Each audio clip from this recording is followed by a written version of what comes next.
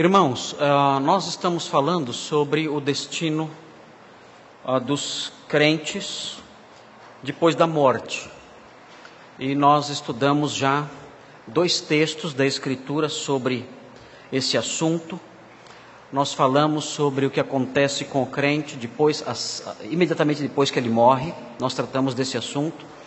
Falamos também, nós estudamos esse primeiro assunto quando falamos de 2 aos Coríntios, no capítulo 5. Fizemos 4 sermões nessa passagem. Nós também tratamos sobre a ressurreição e o arrebatamento dos santos, quando nós estudamos 1 aos Tessalonicenses, capítulo 4, versículos 13 a 18, fizemos também alguns sermões sobre esse texto, e os irmãos acompanharam. Eu não sei quantos sermões já temos no total, o pastor Thomas sabe, são 6, 7, eu não sei. 7 sermões sobre esse assunto. E hoje eu quero introduzir um tema relacionado à vida futura do cristão. E esse tema, o nome dele é o reino milenar de Cristo. O texto que nós lemos trata desse reino, o reino milenar de Cristo. Eu vou apresentar para os irmãos hoje algumas informações introdutórias, para que os irmãos entendam melhor o texto quando nós entrarmos nesse texto e olharmos o texto vendo cada um dos versículos dele. Mas eu quero que os irmãos, já de antemão, olhando para o texto de Isaías 2, de 1 a 4, entendam que o reino futuro de Cristo, em primeiro lugar, será um reino físico. E isso está consubstanciado, conforme nós veremos, nos versículos 1 e 2. Notem bem, é verdade e nenhum cristão nega a realidade de um reino espiritual presente, de um reino atual, presente e espiritual de Cristo. Todas as vertentes doutrinárias cristãs afirmam a realidade de que Cristo já é rei e já está reinando no trono celeste. E nós sabemos disso, o próprio Senhor Jesus disse isso para Pilatos. Ele disse: o meu reino não é deste mundo, ele afirmou. Mas completando essa palavra, o Senhor Jesus disse: mas agora, ele diz, o meu reino não é deste mundo. Se fosse deste mundo, eu invocaria o Pai e ele me atenderia e eu seria então estabelecido aqui como rei. Mas, ele diz, agora o meu reino não é daqui. Então existe uma dimensão presente do reino de Cristo. Ele está no céu agora, reinando, à direita do Pai, à direita da majestade nas alturas. Esse quadro é frequentemente apresentado nas Escrituras. O fato do Senhor Jesus reinar, isso é inegável desde já. O Senhor subiu aos céus e se assentou à direita de Deus e reina. Ele tem toda a autoridade sobre o céu e a terra, de modo que ele já é rei, e nós somos os seus súditos, e já lhe devemos obediência, e o Senhor governa, e tudo que há no universo está debaixo do seu cetro soberano e adorável. Mas existe uma dimensão do reino de Cristo que é futura, histórica, política e física. E esse reino histórico que vai invadir a história, que vai invadir o tempo e o espaço, que vai se estabelecer neste mundo e se expandir sobre todas as nações, um reino político, de justiça, de verdade, um reino palpável. Esse reino ainda há de vir. Por isso Jesus disse a Pilatos: o meu reino agora não é daqui. E há nessa frase, quando ele diz agora o meu reino não é deste mundo, há um nin a expressão, a palavra agora em grego é nin. Esse nin no grego é um nin, podemos assim dizer, que na frase é um nin enfático. Ele diz para Pilatos: olha, o meu reino não é deste mundo.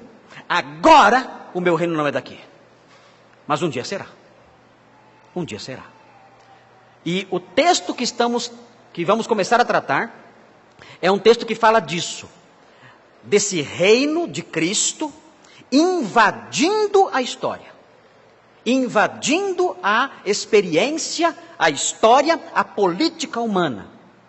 E se concentrando aqui neste mundo com uma capital, com um rei, com os seus súditos, com as nações, vivendo debaixo da sua autoridade suprema. E nós vamos aprender sobre esses assuntos, porque isso tem a ver com a nossa vida após a morte. Nós participaremos desse reino. E isso deve nos fazer vibrar. A nossa visão da nossa história particular é uma visão muito pequena.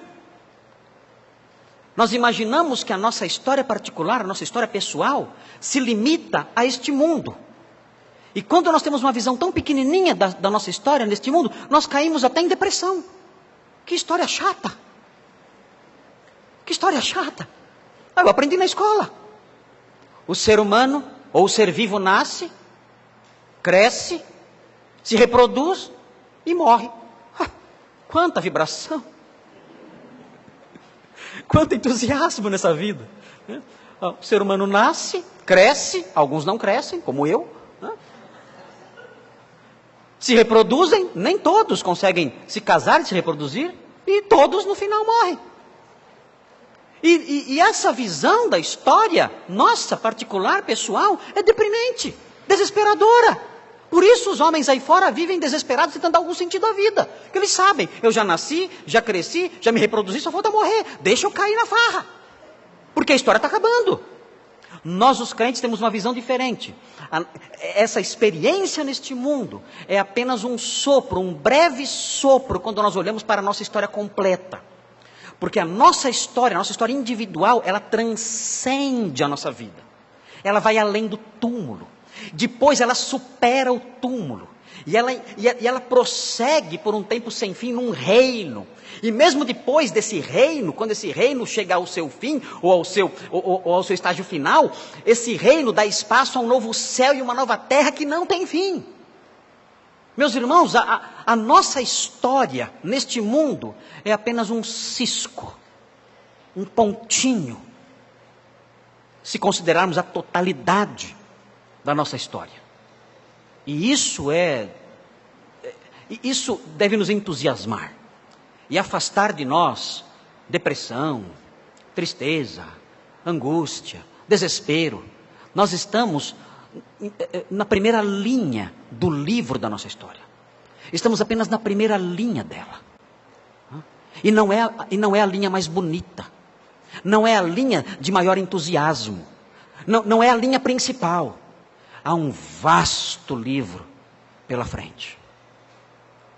Há um vasto livro contando uma história maravilhosa da qual faremos parte. Então, em primeiro lugar, o texto nos versículos 1 e 2 nos mostra um reino físico. Na sequência, os irmãos chegam no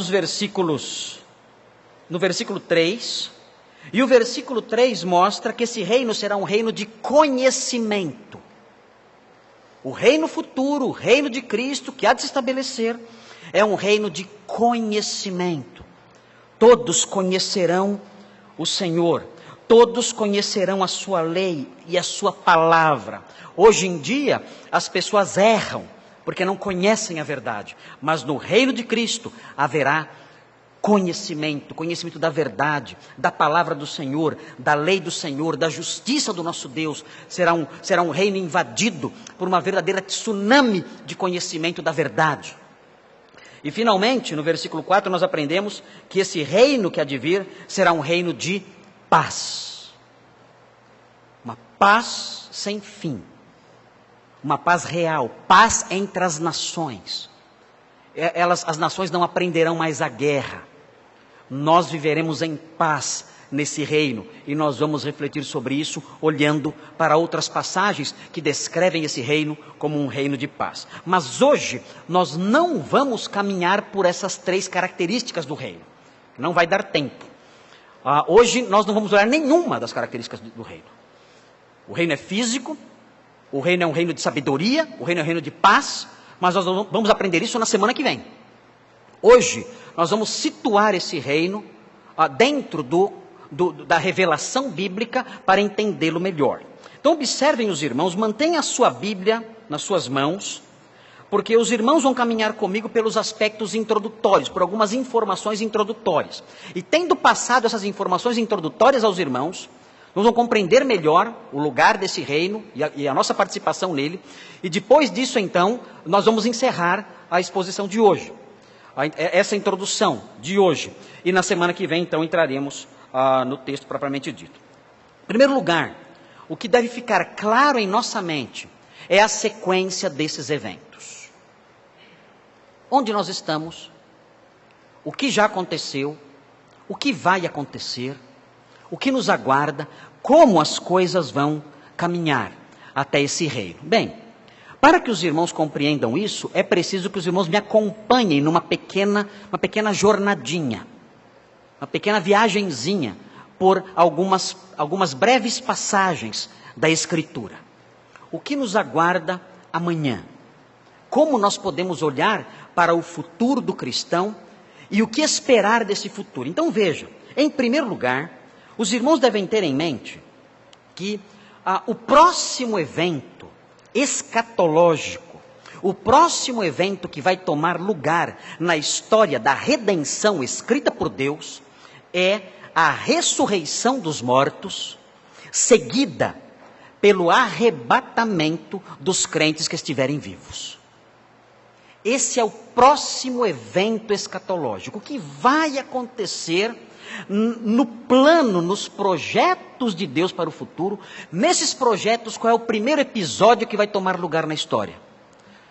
Nós aprendemos isso na semana passada, está em 1 Tessalonicenses 4, de 13 a 18. Os irmãos têm que grifar esse texto na Bíblia, porque é um dos textos clássicos que falam sobre esse assunto. 1 Tessalonicenses 4, de 13 a 18. E nós estudamos esse texto já na semana passada, na outra semana também. O texto que fala sobre esse assunto, fala que haverá o dia em que o Senhor dará uma ordem. Observem o que diz o texto no versículo 16, 1 Tessalonicenses 4, versículo 16, nós já estudamos tudo isso, eu não vou explicar de novo o texto, só quero que os irmãos mantenham isso em mente, para que entendam a cronologia dos eventos. O texto diz: porquanto o Senhor mesmo, dada a sua palavra de ordem, o Senhor dará um comando, certamente uma ordem para que os mortos se levantem, como ele fez com Lázaro. Ele disse que chegaria o dia em que os mortos ouviriam a voz do Filho do Homem e se levantariam, ressuscitariam. Haverá então essa palavra de ordem, haverá a voz do arcanjo, haverá o ressoar da trombeta de Deus. São 3 sinais audíveis e na sequência dos fatos o Senhor descerá dos céus. Ele não pisará na terra nesse momento, ele ficará nos ares. E então os mortos em Cristo vão ressuscitar. Os que creram em Cristo e já morreram vão ressuscitar. Seus corpos serão restaurados. E eles se levantarão de suas sepulturas. Será um evento extraordinário. Será um evento maravilhoso. Os nossos queridos que já morreram, nossos irmãos na fé que partiram para a eternidade, cujas almas agora estão com o Senhor, essas pessoas todas terão agora não somente suas almas resgatadas, que já estão, na verdade já estão resgatadas, mas os seus corpos também serão resgatados. E eles se levantarão de suas sepulturas. E mesmo aqueles que tiveram seus corpos desfeitos, o Senhor vai refazer esses corpos e eles se levantarão. E depois disso, diz o texto, os que estiverem vivos naquele dia, eles terão seus corpos transformados. Em 1 Coríntios 15, o apóstolo Paulo fala que isso acontecerá num átomo, num momento indivisível. Num abrir e fechar de olhos, os vivos terão seus corpos transformados. Eles que têm os seus corpos, nós que temos nossos corpos agora corruptíveis, que se deterioram, que estão envelhecendo, que estão morrendo, nós teremos os nossos corpos revestidos de incorruptibilidade. Seremos imortais. Não haverá mais deterioração, não provaremos mais a deterioração dos nossos corpos. E então nos uniremos aos crentes em Cristo ressurretos e haverá o arrebatamento da igreja. Todos então subiremos aos céus para o encontro do Senhor, com o Senhor, nos ares. E Paulo dizia, então estaremos para sempre com o Senhor. A partir desse instante, a nossa história, a partir desse ponto, até o fim sem fim, para usar a expressão que eu gosto de Santo Agostinho, que é o meu santo padroeiro, como todos vocês já sabem,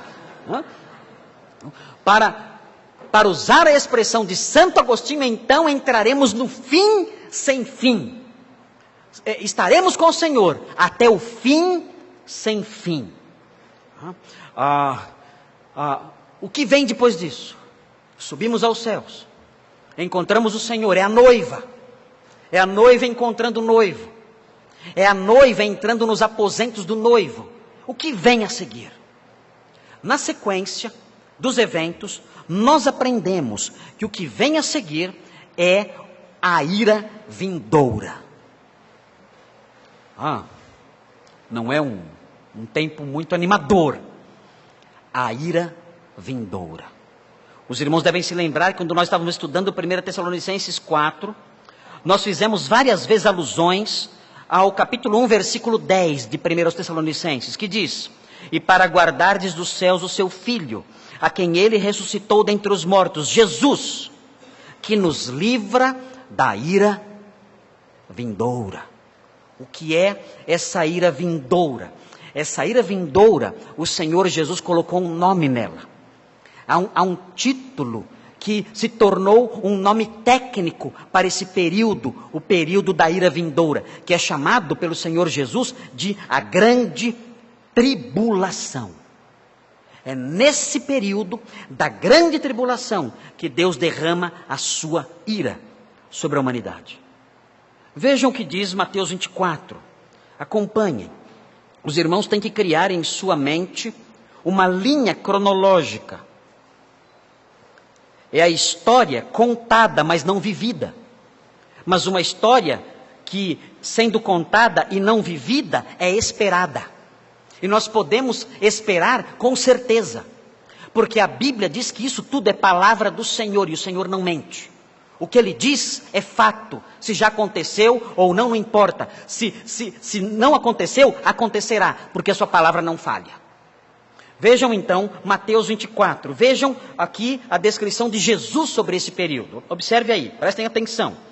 Diz assim, Mateus 24, versículo 15, fala assim: quando pois virdes o abominável da desolação, ou a abominação desoladora, de que falou o profeta Daniel, no lugar santo, quem lê entenda.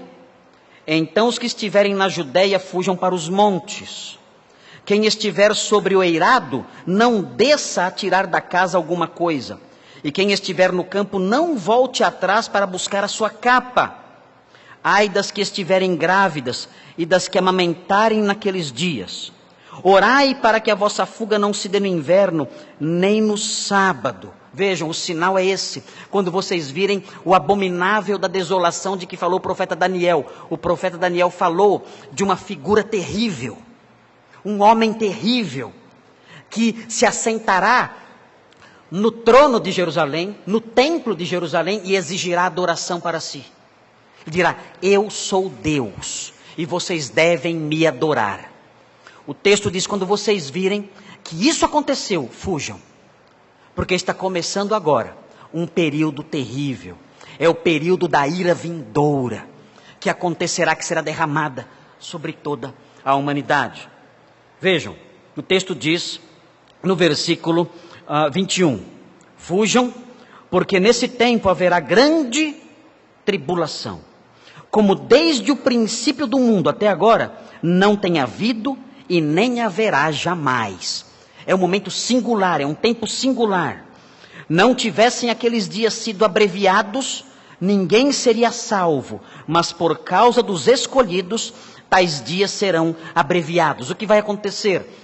A Bíblia diz que a igreja, tendo sido arrebatada, E tendo iniciado a grande tribulação, mesmo assim, muitas pessoas se converterão nesse período. Porque o evangelho do reino, diz o Senhor, será pregado a toda criatura. Então haverá um grande despertamento, mesmo no meio do sofrimento e da perseguição. Muitos aceitarão o Senhor, porque o evangelho se expandirá grandiosamente nesse tempo. E essas pessoas, os escolhidos, por causa deles, esses dias serão abreviados. Não é que eles têm 24 horas, vai cair para 18, não é isso. Não é isso que vai acontecer. Ah, nossa, já estamos na grande tribulação, porque, nossa, o mês de janeiro já está na metade. Os dias estão sendo abreviados. Como passou rápido 2015. Nossa, cada dia parece ter 18 horas, 15 horas. Não tem nada a ver isso com grande tribulação, com abreviar dias. Abreviar dias significa abreviar o período.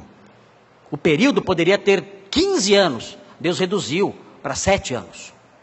Isso é que significa abreviar os dias. Não é reduzir as horas. O dia tem 24 horas. Pode contar. Pode contar quem quiser. Pega um relógio, fica contando. Vai ver. É 24 horas. Não vai mudar.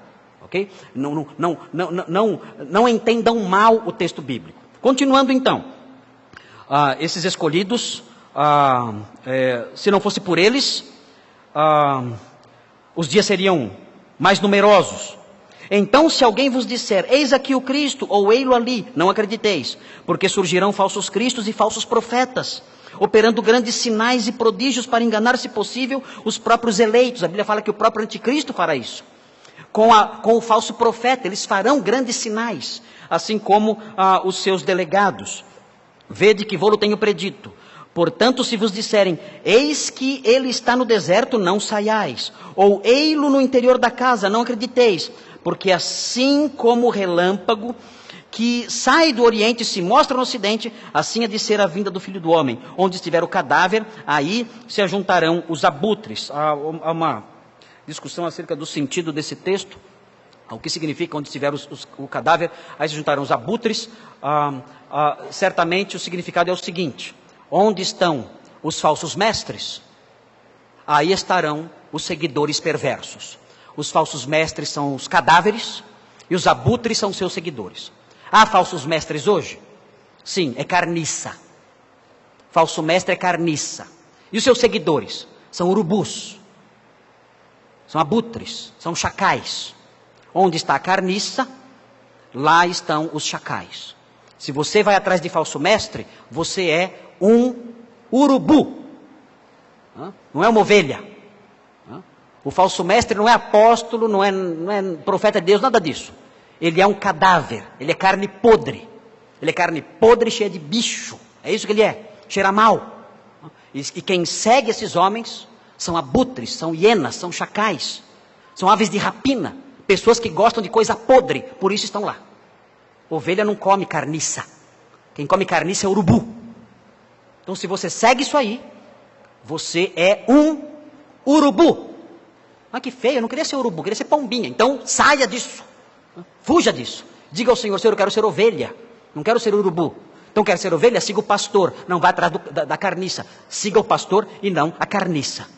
Então você vai deixar de ser urubu e vai se tornar ovelha. Muito bem, o que acontece logo em seguida? Então nós vemos isso, a ressurreição dos mortos, o arrebatamento da igreja, a ira vindoura. O que vem logo a seguir? Basta os irmãos olharem o próprio texto. O que vem depois dessa grande ira, da ira vindoura? O texto diz no versículo 29, no versículo 30. Logo em seguida a tribulação daqueles dias, o sol escurecerá. A lua não dará sua claridade. As estrelas cairão do firmamento e os poderes do céu serão abalados. Então aparecerá no céu o sinal do Filho do Homem. Todos os povos da terra se lamentarão e verão o Filho do Homem vindo sobre as nuvens do céu com poder e muita glória. É a vinda do Senhor. Ele volta. Desta vez, ele volta para colocar os seus pés sobre o Monte das Oliveiras, conforme nós aprendemos no sermão passado. Ele colocará os seus pés sobre o Monte das Oliveiras e o monte se partirá ao meio. E ele virá, diz a Bíblia, com os seus santos. Eu quero chamar a atenção dos irmãos para isso. Em Apocalipse 19, os irmãos estão acompanhando? Não estão perdidos na cronologia? Não? Eu estou contando a sua história. É a sua história amanhã. Para não ficar perdido lá no céu. O que vai acontecer agora? Não, já aprendi lá na terra o que vai acontecer. O que acontecerá? Estou com medo. Não, calma. Você não foi na igreja? Você não ouviu o sermão do pastor Marcos? Fica tranquilo. Que lá eu não vou ficar respondendo pergunta, não. Vai perguntar, já passou, já estou aposentado. Sinto muito. Não vou responder nada. Veja então, Apocalipse 19, versículo 11. Aqui a narrativa da volta do Senhor. Vejam o que diz. Vi o céu aberto. Apocalipse 19, 11. Vi o céu aberto e eis um cavalo branco. O seu cavaleiro se chama Fiel e Verdadeiro, e julga e peleja com justiça. Os seus olhos são chama de fogo. Na sua cabeça há muitos diademas. Tem um nome escrito que ninguém conhece, senão ele mesmo. Está vestido com um manto tinto de sangue, e o seu nome se chama o Verbo de Deus. Quem é esse personagem? Quem é? Jesus. É uma descrição vívida da sua volta. As pessoas pensam que Jesus vai voltar, né, com aquela carinha rosadinha, com trancinhas, né, trancinhas loirinhas, cachinhos. Não. É um general voltando. É um general.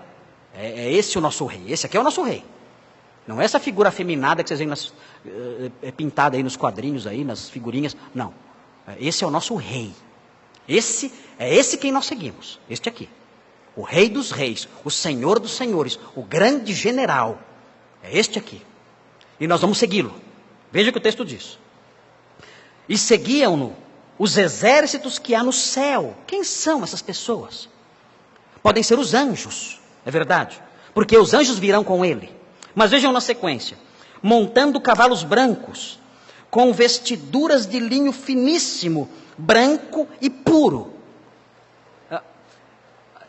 Irmãos, eu acho que nós temos uma pista aqui de quem são essas pessoas. Se os irmãos olharem o versículo 8, os irmãos verão quem se veste assim. Veja o que diz o versículo 8. Versículo 7 primeiro. Alegremo-nos, exultemos e demos-lhe a glória, porque são chegadas as bodas do Cordeiro, cuja esposa, que é a igreja, a si mesma já se ataviou, pois lhe foi dado vestir-se de linho finíssimo, resplandecente e puro, porque o linho finíssimo são os atos de justiça dos santos.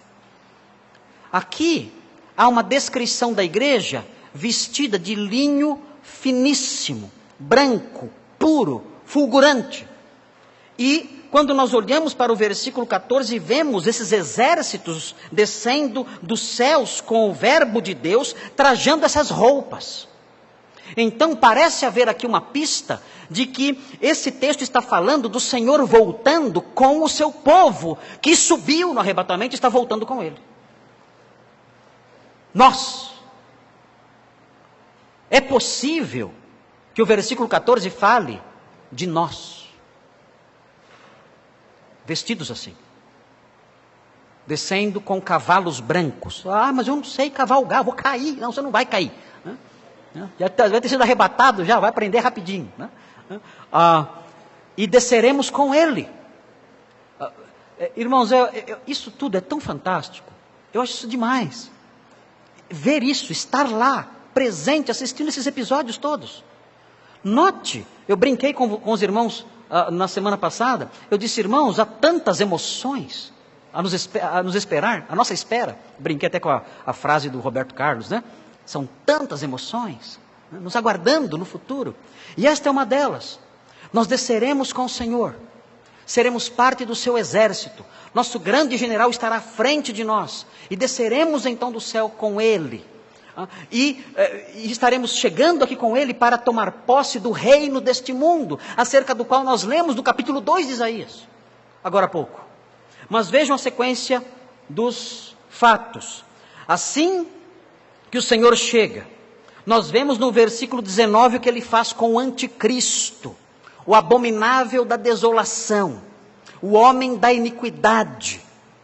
Vejam o que o texto diz no versículo 19. Os irmãos devem observar, na sequência aqui, da leitura que nós fizemos, vejam, antes de ler o 19, vejam o que diz o versículo 15: sai da sua boca uma espada afiada, para com ela ferir as nações, e ele mesmo as regerá com um cetro de ferro. Vejam o reino aqui sendo mencionado, o reino histórico, físico, literal, político. Ele descerá e regerá as nações com um cetro de ferro. Não está falando do reino presente, do reino celeste.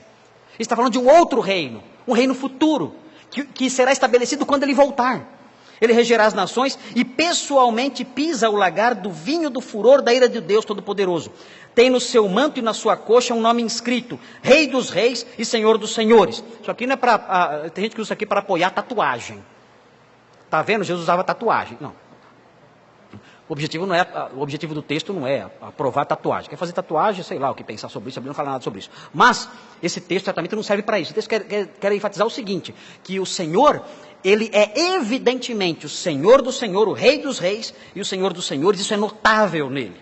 E o texto prossegue: então vi um anjo posto em pé no sol, clamou com grande voz, falando a todas as aves que voam pelo meio do céu: vinde, reuni-vos para a grande ceia de Deus, para que comais carnes de reis, carnes de comandantes, carnes de poderosos, carnes de cavalos e seus cavaleiros, carnes de todos, quer livres, quer escravos, tanto pequenos como grandes. O Senhor está voltando e ele atacará o anticristo e seus exércitos. Haverá uma grande batalha, nós aprendemos aqui. E todos os inimigos do Senhor serão mortos. E os profetas falam, Zacarias fala da morte dessas pessoas, dos cavalos e dos cavaleiros. A Bíblia diz que eles apodrecerão vivos. Os seus olhos apodrecerão em suas órbitas. As suas línguas apodrecerão em suas bocas. Assim será a morte dessas pessoas. E as aves do céu comerão e se fartarão de suas carnes.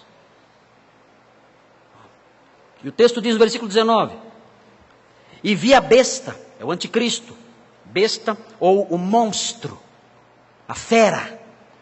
Nós adotamos a palavra besta, ficou a palavra besta, mas a palavra besta tem uma conotação tão ruim, nos nossos dias a gente usa essa palavra de uma forma um pouco banalizada. O ideal seria dizer que ele viu a fera, o monstro, a fera, que é o anticristo, que é o homem do pecado. E os reis da terra, unidos à fera, ao anticristo, com os seus exércitos, congregados para pelejarem contra aquele que estava montado no cavalo e contra o seu exército. É até uma tolice isso, mas o pecado faz isso, o pecado estupidifica a pessoa. Então esses exércitos, juntamente com a besta, estupidificados pelo pecado, vão tentar fazer guerra contra o Senhor que volta. Mas a besta foi aprisionada, e com ela o falso profeta, que com os sinais feitos diante dela, seduziu aqueles que receberam a marca da besta e eram os adoradores da sua imagem. Os dois foram lançados vivos dentro do lago de fogo, que arde com enxofre. Os restantes foram mortos com a espada que saía da boca daquele que estava montado no cavalo. E todas as aves se fartaram das suas carnes. É a grande batalha. E isso nós aguardamos quando o Senhor descer, e nós descermos com Ele. Ele matará o anticristo. Segundo aos Tessalonicenses, no capítulo 2. Desculpem fazê-los manusear tanto a Bíblia hoje, mas eu quero que os irmãos conheçam essa sequência dos episódios que estão por vir. Diz assim, Tessalonicenses 2:8. Reiterando o que é dito em Apocalipse, fala assim, segundo aos Tessalonicenses 2:8. Então será de fato revelado o iníquo, é o anticristo, a besta, a quem o Senhor Jesus matará com o sopro de sua boca. No Apocalipse é a espada da sua boca. E o destruirá pela manifestação da sua vinda. Quando o Senhor se manifestar, Ele matará o iníquo. Por que Ele matará com a espada da sua boca, ou com o sopro da sua boca? Essas figuras de linguagem são figuras que apontam para a palavra dEle. O Senhor falará, dará uma ordem, pronunciará um juízo, uma sentença de juízo. E essa sentença será como uma espada, e matará o iníquo, destruirá o iníquo, nessa ocasião. E o que vem a seguir? Os irmãos devem voltar para Mateus e verão o que vem a seguir. E aí a gente para aqui, na sequência dos eventos. Mateus 25. Mateus 25. Vejam então o que acontece. O Senhor volta, mata o iníquo, destrói as nações rebeldes, os exércitos, não as nações, mas os exércitos das nações rebeldes. E vejam o que ele faz então. Versículo 31. Mateus 25, 31. Quando vier o Filho do Homem na sua majestade, e todos os anjos com ele, então, aqui a história é resumida, não conta, não fala da batalha, não fala da destruição do iníquo, não fala desses detalhes, porque o objetivo de Mateus é realçar outro aspecto da sua vinda. O texto diz que ele vem, se assenta no trono da sua glória. Onde é esse trono? Ele vem e se assenta no trono. Onde é esse trono? É aqui. Ele não vai se assentar num trono celeste. Ele vem e se assenta num trono aqui. Esse trono será em Jerusalém, é o trono de Davi. Nós aprendemos em Isaías 2, é em Sião o seu trono. E ele se assentará no trono da sua glória, neste mundo. Começa então o reino está prestes a ser inaugurado. O seu trono já está estabelecido aqui. E o que ele faz então? E todas as nações serão reunidas em sua presença. E ele separará uns dos outros, como o pastor separa dos cabritos as ovelhas. Note bem, o Senhor é pastor e é rei. Mas para que ele seja rei, no reino onde você vai habitar, é necessário que você seja ovelha agora. Para tê-lo como rei no futuro, é necessário tê-lo como pastor agora. Se você não tiver-lo como pastor agora, você não o terá como rei no futuro. O texto prossegue. E porá as ovelhas à sua direita, mas os cabritos à esquerda. Quem são as ovelhas? São aqueles que creram durante a grande tribulação. Eles creram e serão separados. Os que não creram são os cabritos e ficarão à sua esquerda. Então o rei dirá, vejam, aqui ele já é chamado de rei. Ele já se sentou no trono. O reino começou. E o reino começa com um julgamento. É o rei juiz. Então o rei dirá aos que estiverem à sua direita: vinde, benditos de meu Pai, entrai na posse do reino que vos está preparado desde a fundação do mundo. E ele explica, ele diz por que eles deverão entrar, e na sequência ele afirma que os demais, os que estiverem à sua esquerda, não entrarão nesse reino. O texto diz, no versículo 46, irão estes, os cabritos, para o castigo eterno, porém os justos para a vida eterna. Então se inicia o reino. O reino acerca do qual lemos em Isaías capítulo 2. É tudo isso que nos aguarda. É isso que os irmãos vão viver. Os irmãos experimentarão essas coisas.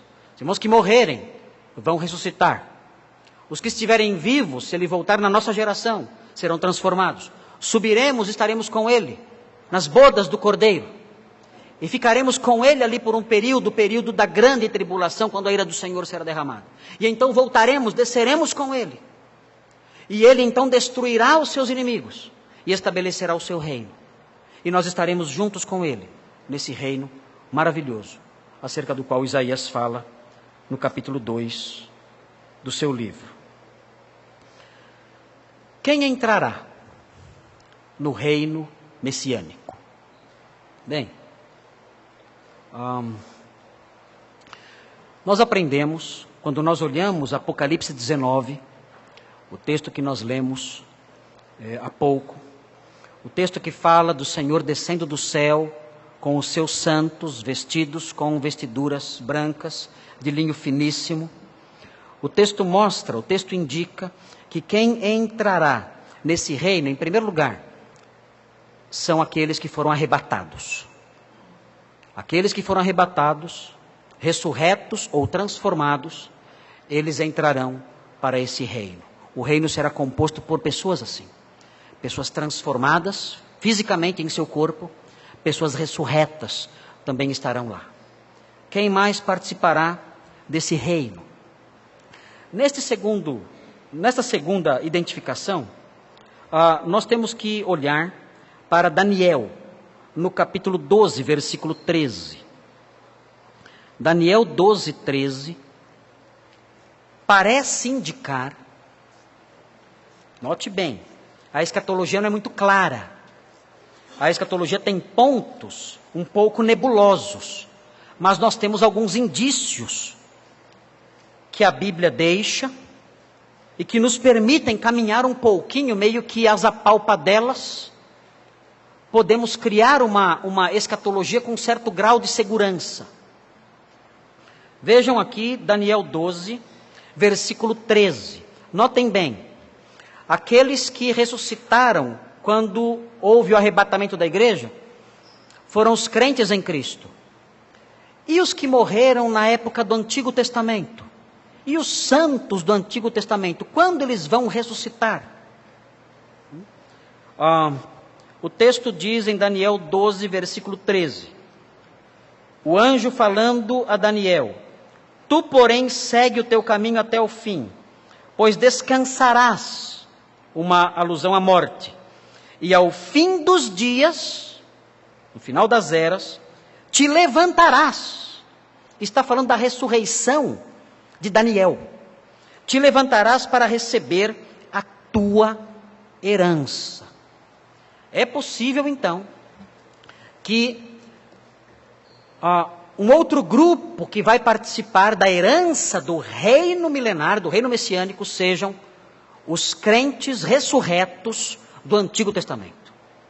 Daniel, Abraão, Davi, os profetas, todos se levantarão para tomar posse do reino acerca do qual falaram, o reino que esperaram por toda a sua vida. Eles agora, onde estão essas pessoas? A alma deles está nos céus.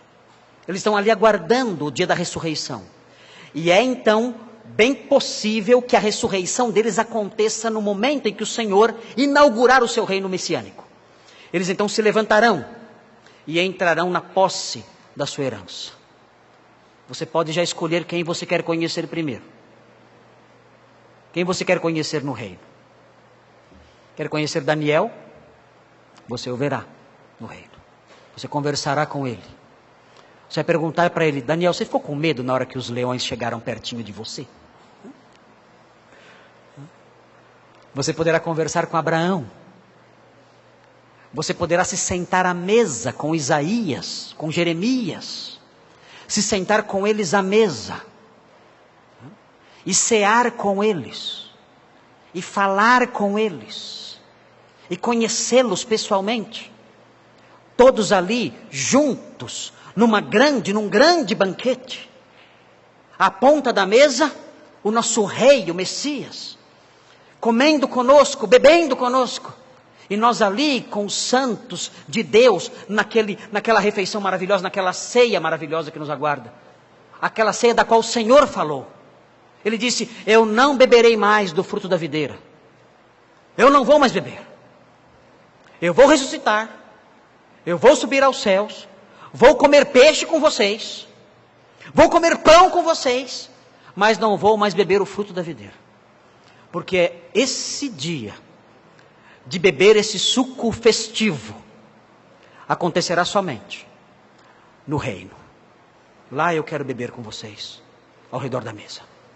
E nós nos sentaremos ao lado de Daniel, de Abraão, de Davi, de Isaías, de Jeremias, de todos os profetas, todos os santos.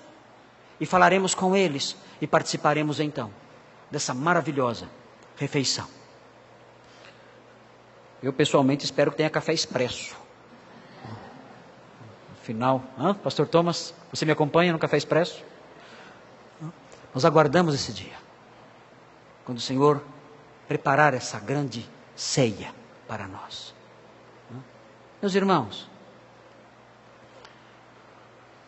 temos muito que esperar disso aqui. Temos que ter nossa alegria firmada aqui. Quando sabemos o que nos aguarda, será que o nosso coração tem que estar tão enraizado nessas coisas que são apenas neblina, sombras, coisas que passam? Nós somos como crianças, preocupadas com feridas pequenas, porque nós não temos uma visão completa da realidade que nos aguarda, da história que está escrita para nós. Nós não sabemos, por isso sofremos, trememos, choramos. Nós trabalhamos com informações falsas que o mundo nos passa, como se tudo se resumisse a essa existência presente. Uma das minhas filhas, e eu não posso mais falar o nome, não posso mais identificar nenhuma delas, porque elas já cresceram e agora ficam com vergonha se eu falo o nome delas. Mas uma das minhas filhas, quando era pequenininha, um dia foi comigo numa pizzaria. E nós descemos do carro. E quando descemos do carro havia uma moto estacionada. E o manete da moto estava baixo, porque a moto estava inclinada sobre o seu pezinho, o seu cavalete. Ela era pequenininha. E quando ela passou perto da moto, o manete da moto bateu aqui, na parte de baixo do olhinho dela.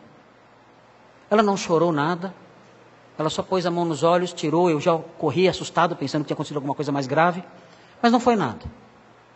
E eu entrei na pizzaria.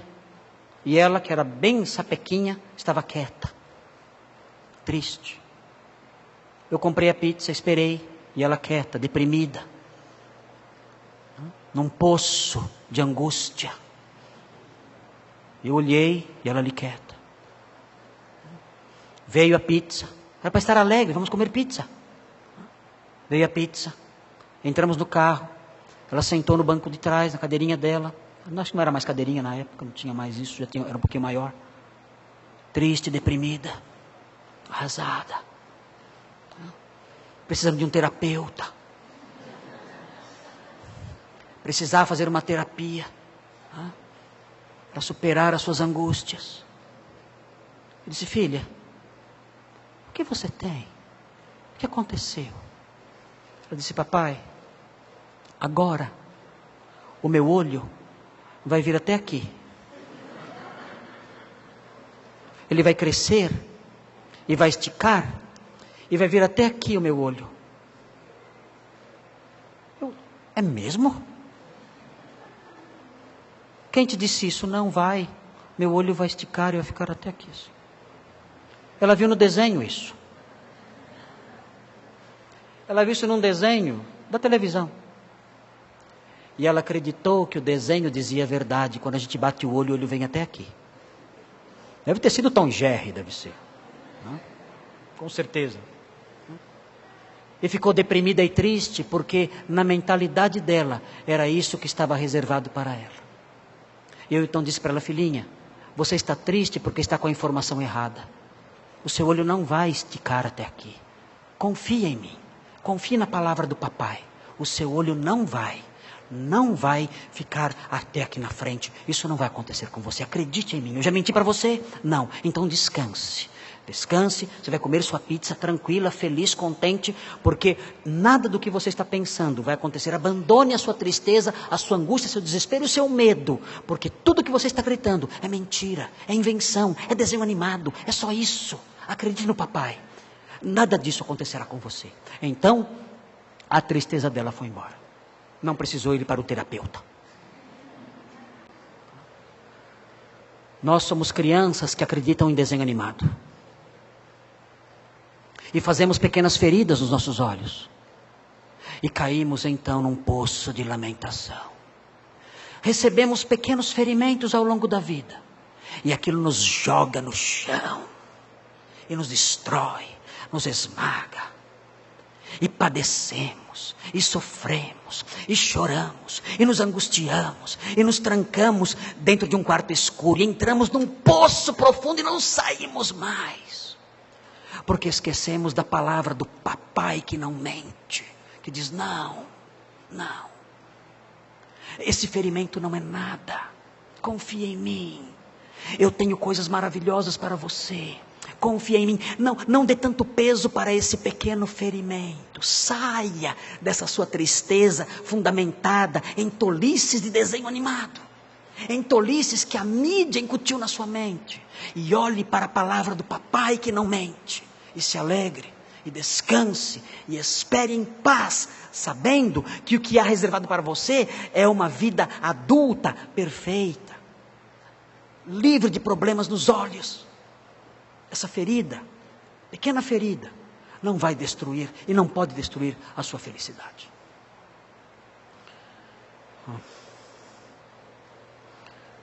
Nós estaremos com os santos do Antigo Testamento. E nisso haverá grande glória. E nós participaremos dessa ceia com eles. É isso que nos aguarda.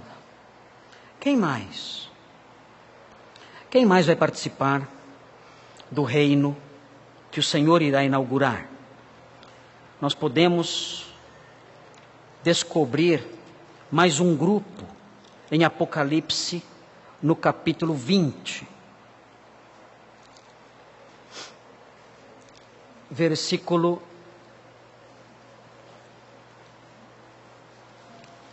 4. Eu já estou chegando ao final dessa listagem. Nós vamos já chegar na conclusão. Apocalipse 24:6 mostra um outro grupo que vai entrar nesse reino maravilhoso. Apocalipse 20, versículo 4. Diz assim: vi também tronos. Apocalipse 20, versículo 4. E nestes sentaram-se aqueles aos quais foi dada a autoridade de julgar. Vi ainda as almas dos decapitados por causa do testemunho de Jesus, bem como por causa da palavra de Deus, tantos quantos não adoraram a besta, nem tampouco a sua imagem, e não receberam a marca na fronte e na mão, e viveram. Eles ressuscitaram. Os que morreram durante a grande ira de Deus, durante o período da grande ira de Deus, os convertidos, os que se converteram durante o dia da ira, durante a grande tribulação, os que se converteram e foram mortos pelo anticristo, o texto diz que nesse dia eles viveram, e vejam a sequência, e reinaram com Cristo, durante 1000 anos. É outro grupo, que entra para o reino, e o texto prossegue: os restantes dos mortos não reviveram até que se completassem os 1000 anos, são os incrédulos. Estes vão demorar para ressuscitar. Talvez eu fale ainda, nessa sequência de estudos sobre a vida após a morte, talvez eu fale sobre os incrédulos. E o texto prossegue: esta é a primeira ressurreição. Bem-aventurado e santo é aquele que tem parte na primeira ressurreição. Sobre esses a segunda morte não tem autoridade, pelo contrário, serão sacerdotes de Deus e de Cristo, e reinarão com ele os 1000 anos.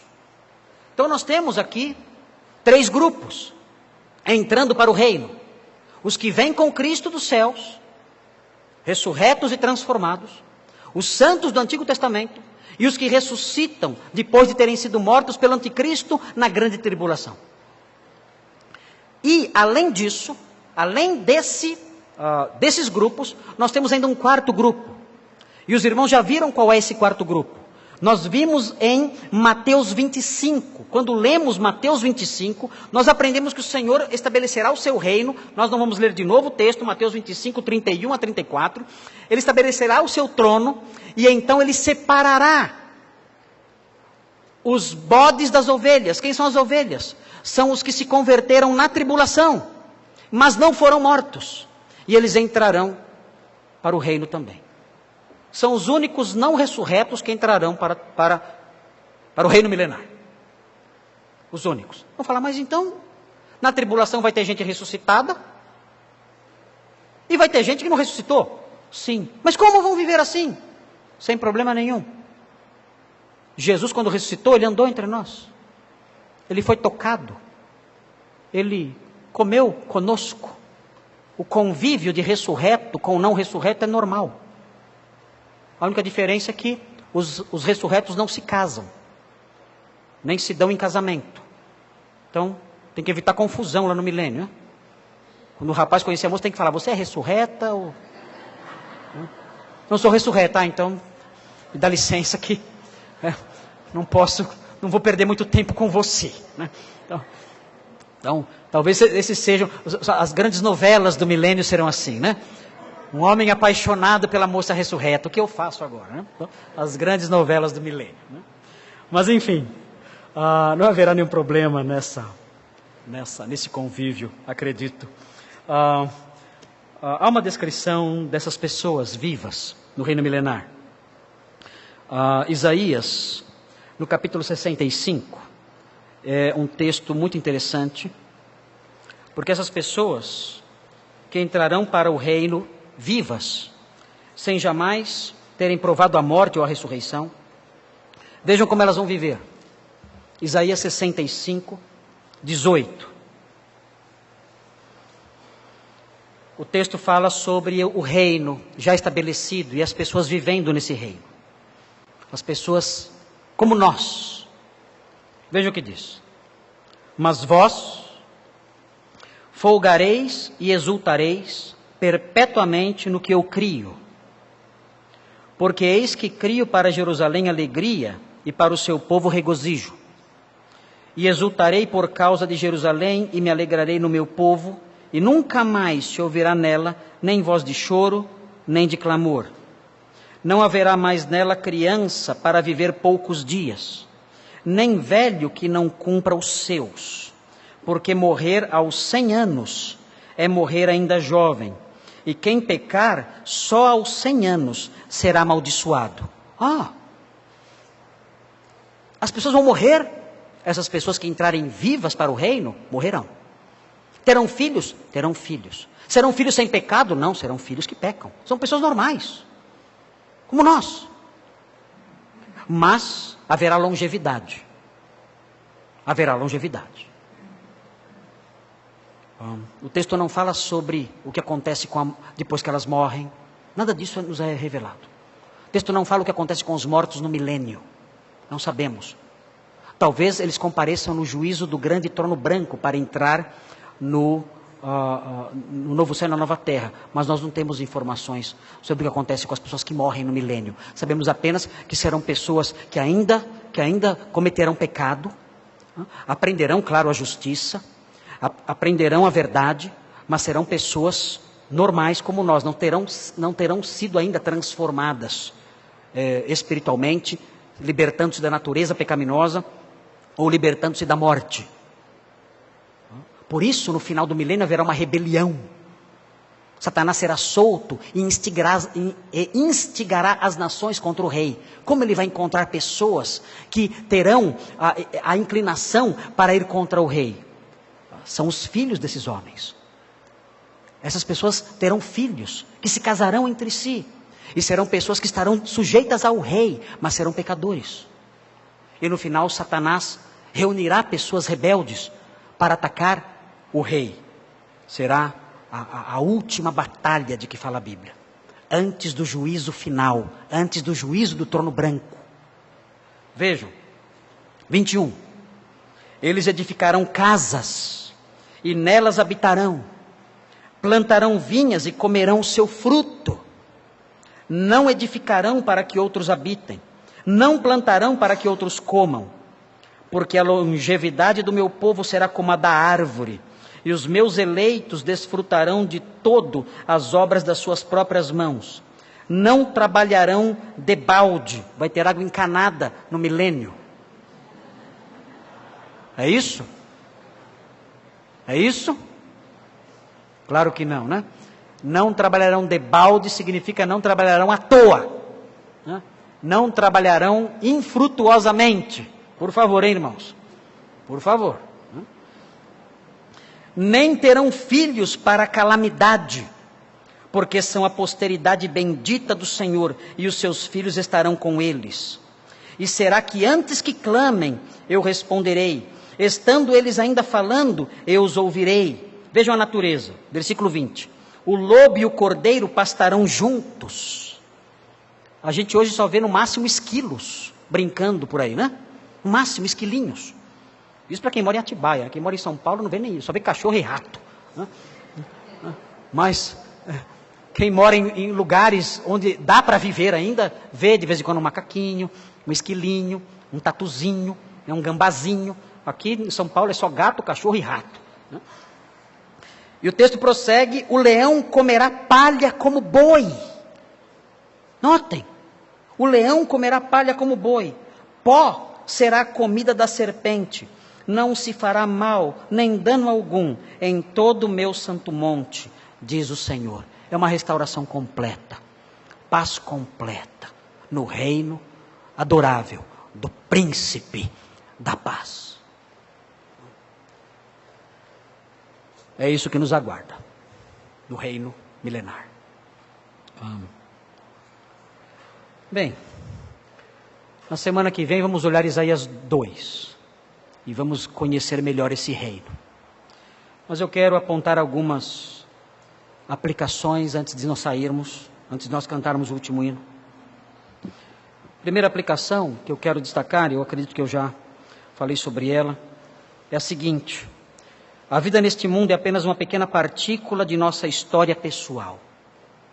Por isso, não se prenda a ela como se ela fosse a totalidade de sua existência, como se todo bem tivesse que ser vivido aqui, ou como se todo mal devesse ser visto com inconformismo aqui. Da perspectiva da Bíblia, nossa história neste mundo é só um sopro. Essa história não é a parte principal da nossa história e nem a mais importante. Temos uma história vibrante pela frente e não podemos nos apegar profundamente às tristezas, angústias e frustrações da nossa presente vida. Uma outra aplicação que eu escrevi e que eu quero compartilhar com vocês: os crentes, nos textos que lemos, são descritos vestindo linho branco, que são seus atos de justiça. Hoje em dia, há uma grande preocupação com roupas. Muita gente se preocupa com roupas, mas, ainda que isso não seja errado, se preocupar com roupas, o fato é que nós, os crentes, temos que nos preocupar com essas roupas de justiça desde já. Nós vamos trajar o linho branco, puro e finíssimo da justiça. E nós temos que nos acostumar com essa roupa. Nós temos que, desde já, nos trajar assim, com atos de retidão, de verdade e de pureza. Essa é a nossa vestimenta. Vista-se assim. Olhe para você. Olhe para o seu coração. E veja se você está revestido de pureza, ou se há máculas, ou se há sujeira em sua roupa. E lave-se, purifique-se, e ande diante do seu rei com o manto branco, finíssimo da justiça e da verdade.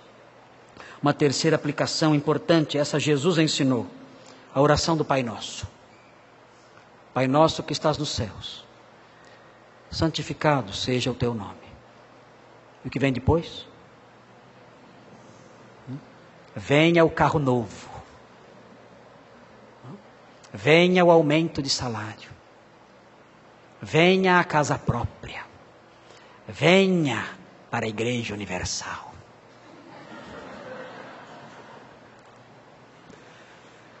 Não. O texto diz, é o santo clamando. É a oração que saiu da boca da verdade. Venha o teu reino. É a minha primeira petição. Venha o teu reino. Você já orou assim? Qual é o seu primeiro pedido? Senhor, santificado seja o teu nome. Venha o teu reino. Depressa, Maranata, venha. Vem hoje. Vem hoje antes do sol se pôr. Vem depressa. Venha o teu reino. Eu quero me sentar à mesa. Venha o teu, eu amo o teu reino. Estou cansado deste mundo. Estou cansado deste mundo que jaz no maligno, do príncipe deste mundo. Venha o teu reino, pois eu quero viver debaixo do seu cetro poderoso, soberano e adorável. Venha o teu reino de paz, príncipe da paz. Venha o teu reino forte, ó Deus forte. Venha o teu reino. É o que eu aguardo, meu coração pulsa forte aguardando o teu reino. Venha o teu reino. Ore assim, ore assim. Estamos aprendendo sobre o reino. Suplique, Senhor, venha. Vamos nos unir numa só voz clamando, Senhor, venha o teu reino. Eu quero ver o trono, quero ver a coroa, quero ver o rei, quero ver o cetro, quero ver os anjos, quero ver seu séquito, quero ver sua corte, quero ver teu país, quero ver tuas muralhas. Venha o teu reino. Esse deve ser nosso clamor, nossa sede, nosso desejo, nosso anseio. Venha o teu reino. Clame ao Senhor hoje à noite. Peça, Senhor, não deixe amanhecer. Venha o teu reino agora. Clame a Ele para que o reino venha. Somos seus súditos. O reino não está fixado na história ainda, mas os súditos estão. E o rei é real, em todos os sentidos. Então obedeça-o desde já. Obedeça o rei agora. E por último, irmãos, nós temos falado tanto sobre política, tanto, e acho que não existe ninguém no mundo, bom, deve haver, né? Mas para nós parece que o desconforto chegou numa fase, e o descontentamento chegou numa fase realmente inigualável quando pensamos no passado. Nós olhamos para o nosso país e a política mundial e não temos esperança nenhuma. Os nossos governantes são desonestos, mentirosos, golpistas, ladrões. São pessoas da pior qualidade. Pessoas da pior qualidade. Estamos assustados com o que nós vemos na política nacional e na política mundial. Homens sem Deus. Não há um governante sequer neste mundo que tenha o temor do Senhor. Nenhum sequer. Nunca vimos um quadro tão assustador como este. E não são incrédulos comuns, se é que podemos assim dizer. São incrédulos da pior qualidade, dominando aí sobre os povos. E quando olhamos para isso, nós desanimamos, ficamos tristes, reclamamos. Eu reclamo muito, fico inconformado. Os irmãos reclamam muito, ficam inconformados, nós nos cansamos. Mas nós temos que parar um pouco de olhar para a política presente e lembrar que essa política presente será substituída por um governo centralizado e universal, quando o Messias reinará sobre tudo. Alguns anos atrás eu li um livro de um historiador da Revolução Francesa, chamado Jules Michelet. E Jules Michelet era ateu. E ele conheceu alguns cristãos. E ele escreveu o seu livro, História da Revolução Francesa, sem ter se convertido nada. Mas ele narra nesse livro, a História da Revolução Francesa, de Jules Michelet, ele narra um encontro que ele teve com alguns cristãos. Ele era ateu, mas ele se simpatizou com os cristãos. Ele disse o seguinte: os cristãos são poucos, ele disse. E acertou, são poucos mesmo. Ele disse assim: o cristão é alguém, ele disse, que crê unicamente em Cristo para a sua salvação. Só em Cristo, em nada mais. Veja como Michelet tinha a percepção correta dos cristãos. E ele fala então, por isso há pouquíssimos cristãos. E é verdade, há pouquíssimos cristãos, pouquíssimas pessoas que creem unicamente em Cristo como seu Salvador. E ele fala, e eu conheci alguns na França pós-revolucionária. E eu conversei com eles. E eu disse a eles, o que vocês pensam de tudo que tem acontecido? A revolução, igualdade, fraternidade. Qual é a outra expressão? Igualdade, falei? Igualdade, liberdade, fraternidade, que lindo! 3 palavrinhas só. Né? Oh, que lindo, né? Ah, igualdade, liberdade, fraternidade. O que vocês acham disso? Bom, os irmãos devem saber no que deu a Revolução Francesa. Para conhecer um pouco da igualdade, liberdade e fraternidade. Mas enfim, os cristãos responderam o seguinte para ele: Michelet, nós não temos esperança em revoluções. Michelet contando a história. Nós não temos esperança em revoluções. Não temos esperança nos movimentos políticos deste mundo. A nossa esperança está num dia em que uma nova ordem mundial será estabelecida, quando o Rei dos Reis voltar. Michelet ouviu isso e ele coloca em seu livro: isso é interessante, mas eu busco a minha paz em outros lugares. Pobre Michelet, porque não há paz em outros lugares. A paz está na mensagem dos cristãos da França pós-revolucionária. Eu tenho uma esperança, Michelet.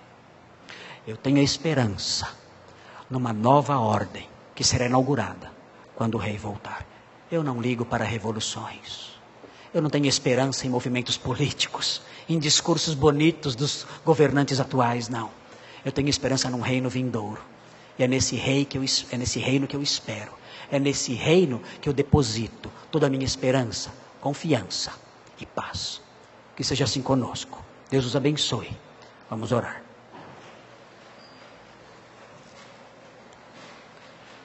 Santo Deus, obrigado pela maravilha da sua palavra, porque ela incendeia o nosso peito, ela incendeia o nosso coração, nos alegra, nos estimula, nos faz ver a pequenez de coisas que parecem grandes para nós, e nos faz ver a grandeza de coisas que esquecemos achando que eram pequenas.